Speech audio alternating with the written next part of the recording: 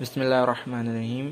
इस वीडियो में हम लोग देखिए अपना प्लेलिस्ट शुरू कर रहे हैं इंजीनियरिंग इकोनॉमिक्स की।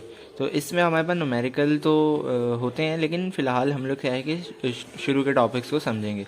तो सबसे पहले हम लोग बात करेंगे इकोनॉमिक्स की। अब इकोनॉमिक्स हमारे पास क्या होता है कि economics is the social science that studies how individual business and societies allocate their limited resources to satisfy their unlimited wants and need.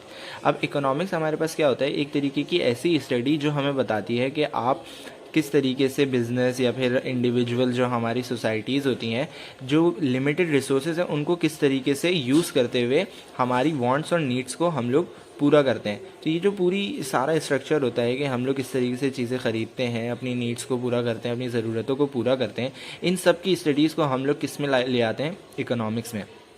इसी तरीके से हमारे पास कुछ एग्जांपल्स के तौर पर हम लोग क्या कह सकते हैं कि सप्लाई एंड डिमांड एक किस तरीके की इकोनॉमिक है, ये हमारे पास एग्जांपल्स आ जाती हैं। अब इन्फ्लेशन एक ऐसा फैक्टर है जिससे इकोनॉमिक्स पे फ़र्क पड़ता है। अब यहाँ पर जैसे मैंने बताया है, when prices of goods and services increases it's an example of inflation. Inflation हम सबको पता है कि जब भी किसी भी चीज़ की प्राइसेस बढ़ेंगी या कम होंगी, इस चीज़ को हम लोग किसका नाम दे देते हैं, इन्फ्लेशन का। अब अपॉर्चुनिटी कॉस्ट, अब यहाँ पर एक छोटी सी हमने एग्जांपल दी हुई है, आगे चल के हम लोग अपॉर्चुनिटी कॉस्ट को भी अच्छे से पढ़ेंगे।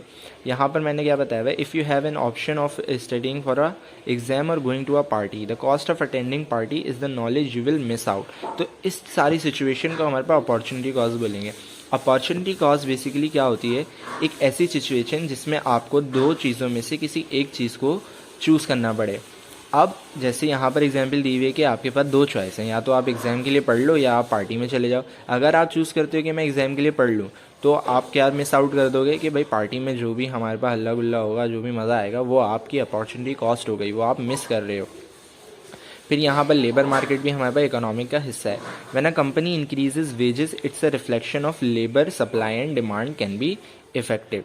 अब किसी भी कंपनी ने हमारे पास वेजेस जो हैं वो बढ़ा दिए, तो यहाँ पर हमारे पास क्या हो जाएगा कि लेबर की डिमांड जो है वो बढ़ जाएगी, वहाँ पर और लेबर आना शुरू हो जाएगा। अब यहाँ पर इकोनॉमिक्स ख़त्म होता है। अब आगे चलते हैं। अब आगे हमारे पास रिसोर्स स्कार्सिटी। अब स्कार्सिटी जो होती है ना, उसका क्या मतलब होता है, किसी भी चीज़ की कमी। तो रिसोर्स स्कार्सिटी से हमें क्या समझ में आता है कि रिसोर्सेज की कमी। तो resource scarcity is essentially the current demand for a resource exceeding available supply. Resource scarcity किस चीज़ को बोलते हैं कि मार्केट में एक प्रोडक्ट है जिसका नाम है पेन। अब पेन की जो सप्लाई है वो है 3, डिमांड बढ़ गई, इसकी 5 हो गई। तो ये क्या है, ये हमारे पास रिसोर्स स्कार्सिटी है कि भाई डिमांड इतनी ज़्यादा है कि सप्लाई जो है पूरी ही नहीं कर पा रही। सप्लाई 3 है लेकिन डिमांड 5 है, तो इस चीज़ को हम लोग रिसोर्स स्कार्सिटी बोलते हैं कि डिमांड एक्सीड कर जाए अवेलेबल सप्लाई को। इसी तरीके से प्रोडक्शन या फिर मैन्युफैक्चरिंग भी बोल सकते हैं। Production means using the resources and making a product for consumer, for example land, by using land for agriculture and making products. अब प्रोडक्शन हमारे पास किसी भी चीज़ की हो सकती है।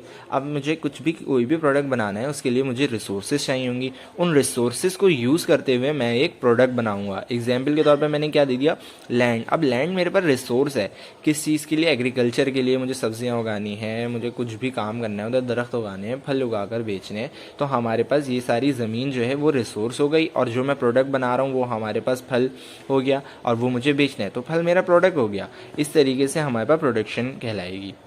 अब मैन्युफैक्चरिंग हमारे पास क्या होती है, manufacturing means converting resources into the services, for example labour service.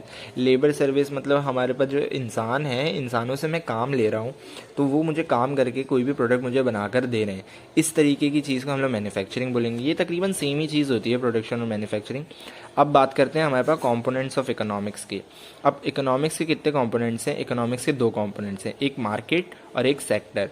अब ये इस सब्जेक्ट में हमारे पास कुछ ज़्यादातर ऐसी ही चीज़ें होती हैं जो हमें पहले से पता होंगी, लेकिन हम लोग डीपली पढ़ेंगे कि क्या होता है। अब मार्केट की बात करते हैं। मार्केट हम लोगों को सबको पता है कि मार्केट एक ऐसी तरीके की प्लेस है जहाँ पर बायर और सेलर जो है एक दूसरे से इंटरेक्ट करता है अपनी ज़रूरतों को पूरा करने के लिए, अपनी ज़रूरतों को ख़रीदने के लिए, और बायर अपनी प्रोडक्ट को सेल आउट करता है। तो इसी ऐसी जगह को हमारे पास क्या बोलते हैं, मार्केट। अब सेक्टर्स हमारे पास क्या होते हैं, सेक्टर्स बेसिकली हमारे पास अलग अलग होते हैं। जैसे बिजनेसेस जो हैं, बिजनेसेस भी एक तरीके का सेक्टर हो गया, लेकिन बिजनेस क्या है कि बिजनेस प्रोडक्ट बनाकर बेच रहा है, तो बिजनेस बायर भी है और सेलर भी है। कैसे? क्योंकि बायर वो इस तरीके का है कि वो रिसोर्सेज बाय करता है और प्रोडक्ट्स वो सेल करता है। अब हाउस होल्ड जैसे हो गया, हाउस होल्ड हमारे पास कंज्यूमर्स हैं। हाउस होल्ड सिर्फ खरीदता है, बेचता कुछ नहीं है, ये इंडिविजुअल लेवल कहलाता है। हाउस होल्ड में जैसे हम लोग जो घर का सामान होता है, जैसे कॉपी हो गई, पेंसिल हो गया, कोई राशन हो गया, इस तरीके की चीज़ों को हम लोग हाउस होल्ड में ले आते हैं। तो हाउस होल्ड हमारे पास क्या है? सिर्फ कंज्यूमर है। गवर्नमेंट्स हमारे पास क्या बनाती है? रूल्स एंड रेगुलेशन, जिनको हम लोगों को फॉलो करना पड़ता है। तो ये सारे क्या हैं? सेक्टर्स के एग्जाम्पल हैं। बिजनेस सेक्टर हो गया, हाउस होल्ड सेक्टर हो गया, गवर्नमेंट सेक्टर हो गया। ये मत देखिएगा, ये गलत है। अब टाइप्स ऑफ इकोनॉमिक्स में क्या क्या आ जाता है? टाइप्स ऑफ इकोनॉमिक्स में दो तरीके की इकोनॉमिक्स होती हैं। एक होती है मैक्रो इकोनॉमिक्स और एक होती है माइक्रो इकोनॉमिक्स। अब मैक्रो इकोनॉमिक्स में मैंने क्या बताया हुआ है? Manage at international level. ऐसी इकोनॉमिक्स जो इंटरनेशनल लेवल पर हमारे पास मैनेज होती हो, वो हमारे पास मैक्रो, और जो इंडिविजुअल पर वो माइक्रो। डेफिनेशन मैंने लिखी हुई है। Micro, the economics that deals with the utilization and consumption of resource at individual level is called micro economics. For example particular household, industry, mart. अब माइक्रो इकोनॉमिक्स एक ऐसी economics जिसमें हमारे पास individual level पर हम लोग economics को देखें, कंजम्पशन हो, यूटिलाइजेशन हो रिसोर्सेज की, प्रोडक्ट्स की, हमारा प्रोडक्ट्स को ख़रीदना, बेचना इंडिविजुअल लेवल पर, मतलब छोटे लेवल पर, with in local, international level नहीं, मुल्क से बाहर नहीं जा रहे हैं हम लोग हमारे घर पे ही इकोनॉमिक्स का जो भी मामला हो उसको हम लोग माइक्रो इकोनॉमिक्स का नाम दे देंगे। एग्जाम्पल में मैंने वही बताया हुआ है, हाउस होल्ड या फिर कोई इंडस्ट्री हो गई छोटी सी, कोई मार्ट हो गया छोटा सा। मैक्रो इकोनॉमिक्स इसका अपोजिट, जो इंडिविजुअल लेवल पे कर रहे थे अब वो इंटरनेशनल लेवल पे करेंगे। Macro economics examines a wide variety of areas such as how total investment and consumption are determined, how central bank manage money and interest rate, what causes international economic crisis and how some nations grow rapidly while others stagnate. Stagnate मतलब क्या बोलेंगे, struggle करना या फिर मुश्किल से आगे पहुंचना, इस तरीके से। अब मैक्रो इकोनॉमिक्स क्या होता है? ये बहुत सारे एरियाज़ को देखेगा कि भाई मुल्क ने कितनी इन्वेस्टमेंट लगाई, कितनी कंजम्पशंस हुई, कितनी रिसोर्सेज हमने बाहर से ख़रीदी, कितनी बेची, फिर हमारे पास कितना प्रॉफिट हुआ, कितना लॉस हुआ, इंटरनेशनल लेवल पर पूरे मुल्क का देखा जाएगा। तो इस चीज़ को हम लोग क्या बोलेंगे? Macro economics. अब चलते हैं डिमांड। डिमांड से ही समझ आ रहा है कि भाई क्या होती है demand. Demands are the backbone of an economy. एक demand is the consume ability to purchase and desire to purchase. It is the function of price. It is also called quantity of demand. अब demand हमारे पास क्या होती है कि किसी भी चीज़ की ज़रूरत या फिर विलिंगनेस, या फिर हम लोग बोलेंगे मुझे किसी भी कोई भी चीज़ ख़रीदनी है तो मुझे उसकी डिमांड है। तो मार्केट में अगर बहुत सारी चीज़ों की डिमांड या बढ़ रही है तो हमारे पास उस चीज़ की ज़रूरत को बढ़ाया जा रहा है, इसीलिए वहाँ पर हमारे पास उस चीज़ की डिमांड बढ़ रही है। अब जैसे कोई प्रोडक्ट लेते हैं, कोई प्रोडक्ट हो गया शूज़, अब किसी शूज़ की डिमांड बढ़ रही है। अब वो डिमांड इसलिए बढ़ रही है, कोई भी फैक्टर हो सकता है, उसमें कोई अच्छी सी खूबसूरती हो या फिर कोई टेक्नोलॉजी लगा दी गई हो शूज़ में, कोई भी फैक्टर हो सकता है जो डिमांड को इफ़ेक्ट कर सकता है। तो डिमांड बेसिकली विलिंगनेस को बोलेंगे, डिज़ायर को बोलेंगे, या फिर ज़रूरत को भी बोल सकते हैं। यहाँ पर मैंने क्या लिखा हुआ है? Desire, willingness plus purchasing power किसके बराबर होती है? डिमांड। अब मुझे किसी चीज़ की विलिंगनेस है, मुझे मैं चाहता हूँ कि भाई ये चीज़ ख़रीदूँ, या मुझे डिज़ायर है और मेरी परचेजिंग पावर भी है, तो इन दोनों को मिलाकर मेरी वो डिमांड बन जाती है। अब the quantity of demand can be affected if the price increases और डिक्रीजेज। अब इसको ग्राफ से समझ लेते हैं। अब यहाँ पर देखें प्राइस कितनी है, प्राइस यहाँ पर ज़्यादा है, यहाँ पर मैं प्राइस बोल रहा हूँ P0 है, तो यहाँ पर देखें डिमांड कितनी है, यहाँ पर डिमांड 0 है। अब किसी चीज़ की प्राइस बहुत ही ज़्यादा है, बहुत ज़्यादा है, तो उसकी डिमांड कम हो जाती है क्योंकि लोग नहीं ख़रीद सकते। अब इधर प्राइस कितनी है, थोड़ी सी कम हो गई, तो इधर डिमांड भी बढ़ गई। अब किसी चीज़ की मैं प्राइस जो है कम करूँगा तो उसकी डिमांड जो है वो बढ़ जाएगी। प्राइस में इधर ले आऊँगा, डिमांड इधर आ जाएगी, प्राइस में इधर ले आऊँगा, डिमांड इधर आ जाएगी। तो प्राइस कम होती जाएगी, डिमांड बढ़ती जाएगी। इसी तरीके से सीलिंग प्राइस जो होती है उसको हाई प्राइस बोलते हैं और फ्लोर प्राइस लो प्राइस को बोलते हैं। अब कुछ ऐसे फैक्टर्स जिससे हमारे पास जो डिमांड है वो बढ़ सकती है, इफ़ेक्ट हो सकती है, कम भी हो सकती है। ऐसे पैसे फैक्टर्स क्या हो सकते हैं? इनकम। अगर मेरी इनकम बढ़ जाती है तो किसी भी चीज़ को ख़रीदने के लिए मेरी क्या है कि परचेसिंग पावर बढ़ जाएगी। तो मैं अब जहाँ मैं 4 चीज़ें यूज़ कर रहा था, अब मैं वहाँ 5 चीज़ें यूज़ करूँगा, क्योंकि मेरी इनकम बढ़ गई है, मेरी पावर बढ़ गई, purchasing power. When you have more income you wish to buy more good quality products और सर्विसेज। इससे क्या समझ आता है, अगर मेरी इनकम 20,000 से 30,000 हो गई, तो अब जो चीज़ें मैं 20,000 में अफोर्ड नहीं कर पा रहा था वो मैं 30,000 में अफोर्ड कर सकता हूँ। तो मैं 30,000 में जो चीज़ें अफोर्ड कर सकता हूँ अब मैं उनकी तरफ जाऊँगा। तो अब 30,000 वाले प्रोडक्ट्स जो थे उनकी डिमांड बढ़ जाएगी। इसी तरीके से रिलीजन कैसे इफेक्ट कर सकता है डिमांड को। अब कोई भी फेस्टिवल आता है, हमारे पास ईद आती है, तो हमारे पास हम लोग कपड़े ख़रीदते हैं, हम लोग गिफ्ट्स देते हैं, हम लोग मिठाइयाँ ख़रीदते हैं, तो इन सारी चीज़ों की डिमांड बढ़ जाएगी। तो ये एक रिलीजियस फैक्टर हो गया कि जितने भी हमारे पास प्रोडक्ट्स हैं, मिठाइयाँ एक प्रोडक्ट हो गई, कपड़े प्रोडक्ट हो गए, इन सारी डिमांड पर फ़र्क आता है, इन सारी प्रोडक्ट की डिमांड पर फ़र्क आता है। मैंने ईद की ही एग्जाम्पल दी हुई है, चाहे तो पढ़ लें। एडवर्टाइजिंग, अब किसी भी प्रोडक्ट को मुझे किसी भी प्रोडक्ट की मुझे डिमांड बढ़ानी है तो मैं क्या करूँगा, एक ही चीज़ की ऐड बार बार चलाऊंगा, एडवर्टाइजिंग करूँगा, हर जगह एक ही प्रोडक्ट दिखाऊंगा।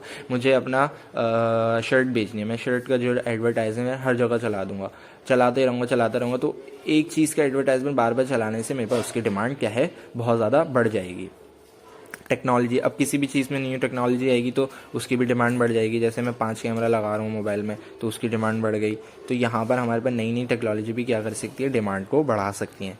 और इसी तरीके से फैशन, अब कोई नया स्टाइल आएगा, किसी कपड़े में कोई नया स्टाइल आ जाएगा, कोई नया ट्रेंड आ जाएगा, कोई सेलिब्रिटी किसी किस्म का कोई कपड़े पहन लेगा तो वो एक फ़ैशन के ट्रेंड में आ जाएगा, तो उस प्रोडक्ट की भी डिमांड बढ़ जाएगी।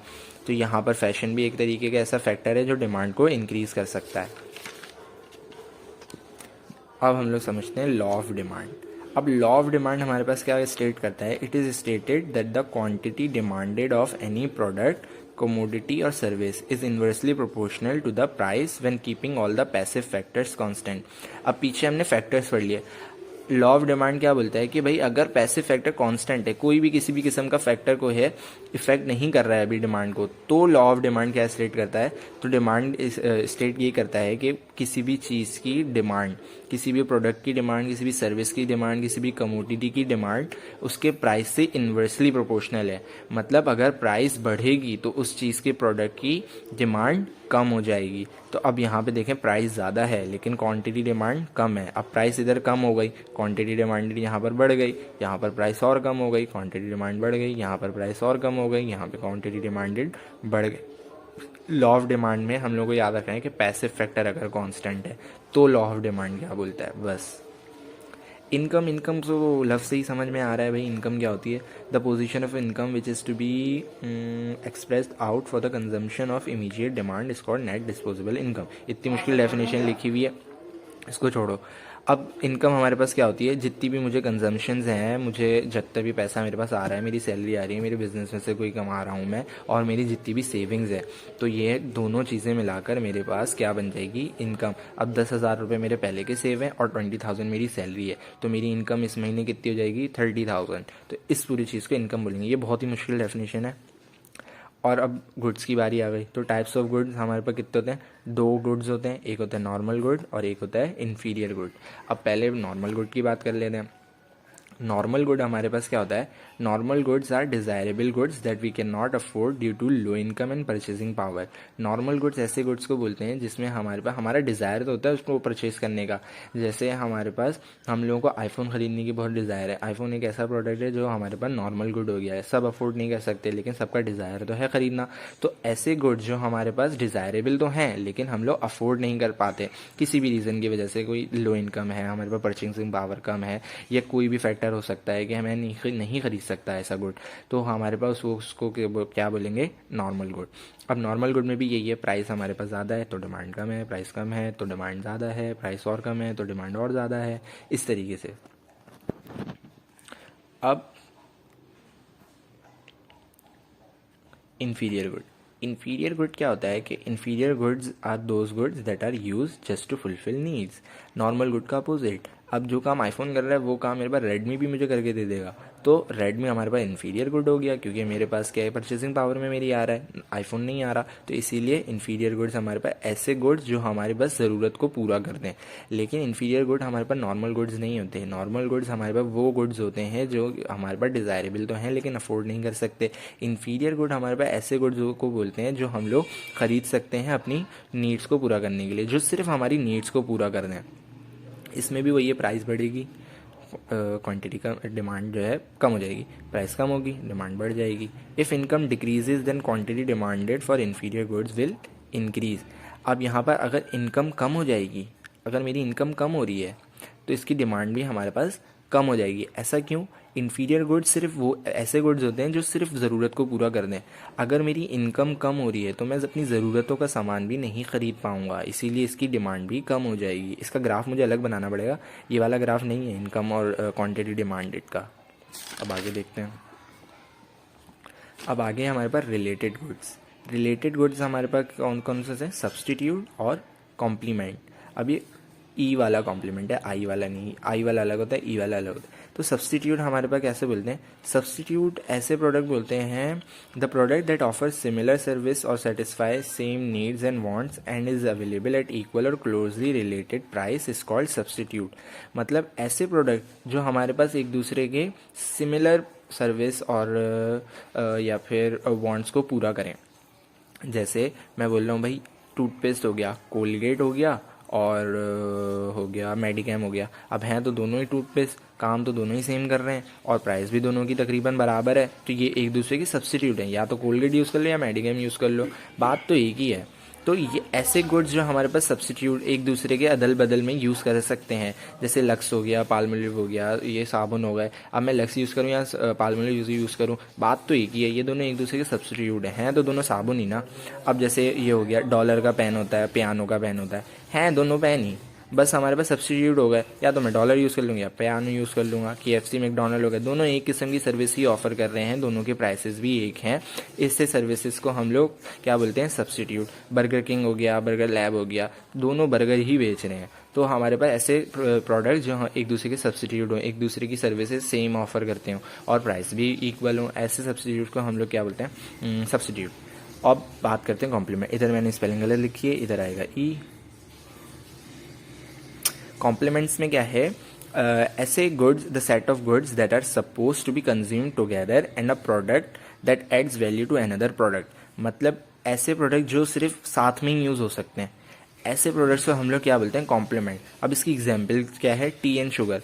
अगर क्या है कि शुगर की प्राइस जो है बढ़ जाएगी तो टी की प्राइस खुद ही कम हो जाएगी, क्योंकि अगर मैं शुगर अगर मुझे चाय पीनी है तो मुझे शुगर तो डालनी ही पड़ेगी ना, जाहिर है। तो ये टी और शुगर हमारे पास क्या है? कॉम्प्लीमेंट हो गए। अगर मैं शुगर की प्राइस बढ़ा रहा हूँ तो जाहिर है मैं टी ख़रीदूंगा ही नहीं, क्योंकि मैं टी तो अफोर्ड कर सकता हूँ लेकिन शुगर अफोर्ड ही नहीं कर सकता। शुगर महंगी इतनी हो गई भाई, तो मैं खाली टी लेके क्या करूँगा जब शुगर ही नहीं मेरे पास होगी। अब ऑटोमोबाइल और पेट्रोल, अब पेट्रोल की प्राइस मैं बढ़ा दूँ तो मैं गाड़ी क्या ख़रीद के करूँगा? गाड़ी में पेट्रोल डालने के पैसे तो हैं ही नहीं, पेट्रोल ही मैं अफोर्ड नहीं कर सकता। तो ऐसे प्रोडक्ट्स का हम लोग क्या नाम देते हैं? कॉम्प्लीमेंट। बुक्स और पेन हो गए, जैसे अब लिखी लिखाई बुक नहीं, जैसे नोटबुक जो होती है वो। अब पेन की प्राइस बढ़ जाए या नोटबुक की प्राइस बढ़ जाए तो मैं पेन ही लेना छोड़ दूंगा, मैं बोलूँगा भाई खाली नोटबुक का मैं क्या करूँगा। अब बात करते हैं effects of price on related goods. अब जैसे सब्स्टिट्यूट होते हैं ना, सब्स्टिट्यूट में पेप्सी आ गई और आ गई कोक। अब पेप्सी ने क्या करा? पेप्सी की प्राइस थी P1, पेप्सी की प्राइस यहाँ पे थी 10 रुपये, सही है। जब 10 रुपये प्राइस थी तो क्वांटिटी इसकी जो डिमांड हो रही थी वो Q1 हो रही थी, सही है। अब पेप्सी ने क्या सोचा? पेप्सी ने सोचा कि भाई मैं अपनी प्राइस ना कम कर दूँ, मैं 10 रुपये थी मैं 5 रुपये कर देता हूँ। तो पेप्सी ने 5 रुपये करने के बाद, जैसे ही पेप्सी ने 5 रुपये करी अपनी प्राइस, पेप्सी की डिमांड बढ़ गई, लेकिन इसके सब्स्टिट्यूट पे भी इसका फ़र्क पड़ेगा। जब पेप्सी ने अपने 5 रुपये कम कर दिए तो जो लोग कोक पी रहे थे वो अब पेप्सी की तरफ आ जाएंगे, तो कोक की डिमांड कम हो जाएगी। कोक ने देखा भाई पेप्सी की प्राइस पहले 10 थी, क्वांटिटी डिमांड Q1 हो रही थी पेप्सी की, पेप्सी ने 5 रुपये कर दी, क्वांटिटी डिमांड पेप्सी की बढ़ गई। लेकिन कोक ने अपनी अभी प्राइस नहीं बदली, कोक की प्राइस पहले भी P1 थी, पहले भी P1 थी। जब P1 थी कोक की प्राइस तो उसकी डिमांड ज़्यादा थी, लेकिन जब पेप्सी ने यहाँ पर 5 रुपये कम कर दिया तो पेप्सी की डिमांड बढ़ गई, लेकिन कोक की डिमांड कम हो गई। क्यों? क्योंकि पेप्सी ने अपने, इसके कोक के सब्स्टिट्यूट है ना पेप्सी, तो पेप्सी ने अपने पैसे कम कर दिए। अब पेप्सी ने हम अपने प्रोडक्ट पे पैसे कम करे, कोक पे थोड़ी करे थे। कोक पे असर इसलिए पड़ा क्योंकि ये दोनों एक दूसरे के सब्स्टिट्यूट हैं। जैसे ही पेप्सी ने अपने पैसे कम करे, कोक पर भी असर पड़ गया डिमांड पर। तो ये हमारे पास इफेक्ट होता है, effect of price on related good. Related good कौन कौन से? सब्स्टिट्यूट और कॉम्प्लीमेंट। तो अगर सब्स्टिट्यूट में मैं किसी एक प्रोडक्ट की प्राइस में डिफरेंस लाऊंगा, कम करूंगा, तो दूसरे पर भी इफेक्ट पड़ेगा। अब कॉम्प्लीमेंट की बात कर लेते हैं। कॉम्प्लीमेंट में क्या होता है कि जैसे ये फ्यूल और कार की बात करते हैं। अब फ्यूल में प्राइस थी हमारे पास, पहले थी P0 थी, तो फ्यूल की डिमांड QD0 थी। अब फ्यूल की प्राइस जो है कम हो गई तो डिमांड फ्यूल की बढ़ गई। इसी तरीके से कार की प्राइस, जब फ्यूल की प्राइस P0 थी, कार की प्राइस भी P0 थी, तो फ्यूल की जो डिमांड थी वो QD0 थी और कार की भी डिमांड जो QD0 थी। अब यहाँ पर देखें, यहाँ पर कार की प्राइस जो है चेंज नहीं हुई, P0 ही है, लेकिन डिमांड इसकी बढ़ गई, इंक्रीज़ हो गई। ऐसा क्यों हुआ? क्योंकि फ्यूल की जो प्राइस थी वो कम हो गई।